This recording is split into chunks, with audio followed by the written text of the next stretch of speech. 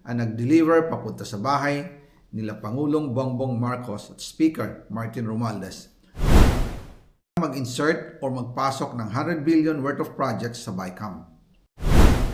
Sana po ay hindi nila ako mapatay bago ko mailabas ang lahat. Ginawa ko lang ang utos sa akin, pero ngayon, handa na akong harapin ang lahat. Ginagamit ng administrasyon ang buong resources ng bansa para tumahimik ako. That he will shoot me if I will talk. Gagamitin ako bilang panakipbutas sa kanilang kampanya laban sa korupsyon. Hindi na ako mananahimik, ilalabas ko ang lahat ng katotohanan. May resibo, may ebidensya, at may pangalan. Para sa bawat Pilipino, alam ko na buo ang galit ninyo sa akin ngayon. Nauunawaan ko rin kung bakit, lalo na at malaki ang halagang nakataya. Pero bago kayo humusga, hayaan ninyong ipaliwanag ko ang buong katotohanan. Matagal akong hindi nagsalita dahil may direktang utos sa akin. Huwag nang bumalik ng Pilipinas at manahimik na lamang. Umalis ako noong July 19, 2025 para sa aking medical check-up. Nakaplanong bumalik pagkatapos ng SONA ni Pangulo.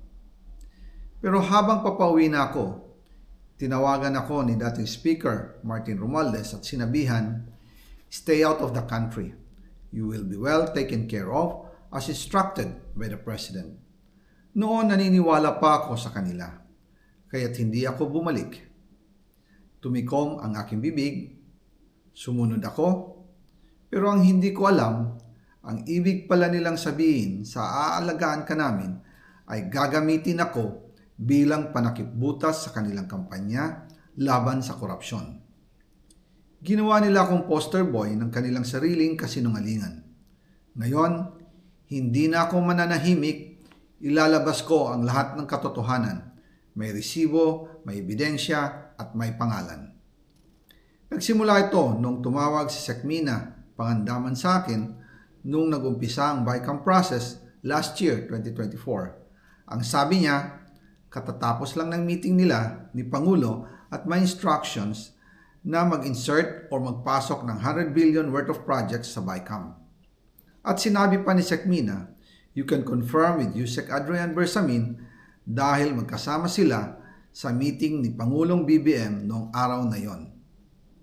Tinawagan ko po agad si Yusek Adrian Bersamin at tinanong ko kung may instruction nga ba ang Pangulo na magpasok ng 100 billion during their meeting.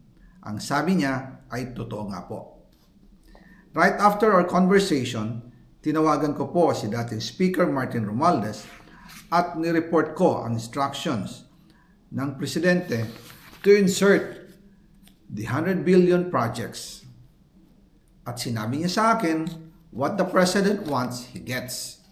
After ng ilang araw, nag-set po ng meeting si Sekmina Pangandaman at Yusek Adrian Bersamin sa amin ni dating Speaker Martin Romualdez sa Aguado Building in front of Gate 4 ng Malacanang at nandun din po si Yusek Jojo Cadiz.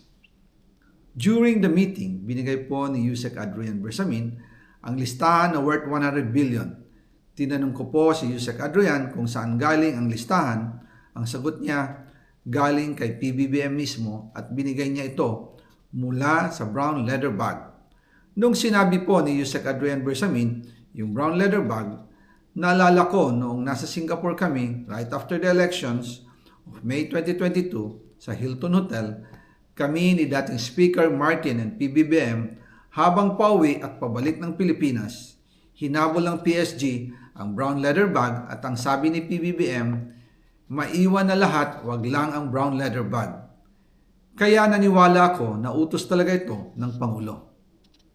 Pagkatapos ng ilang araw, I informed sina dating Speaker Martin Romualdez, Sekmina Pangandaman, Yusek Adrian Bersamin, and Yusek Jojo Cadiz na kung pwede 50 billion lang ang ipasok sa program funds dahil so sobra ang DPWH funds versus sa DepEd. In practice, hindi pwede na mas malaki ang budget ng DPWH kaysa edukasyon. And yung balance na 50 billion, ilagay na lang sa unprogrammed funds for the 2025 budget. Dahil Office of the President din ang nagre-release ng lahat ng unprogrammed funds. Pagkatapos ng isang araw, tinawagan ako ni Sec Mina at sinabi ang mensahe ng Pangulo. Ipasok ninyo yan dahil pinangako na sa akin ni Speaker Martin yan at hindi na pwedeng baguhin. Kumbaga, ang utos ng hari hindi pwedeng mabali. Again, I informed the Speaker and asked clearance about the instructions ng Pangulo. At ang sabi niya, wala tayong magagawa. Kaya po nagtataka ako kung bakit sinasabi ni Pangulo na hindi niya makilala ang budget, samantalang lahat na binawas at dinagdag sa mga ahensya ng gobyerno ay humihingi ng approval sa kanya si Sec Mina Pangandaman.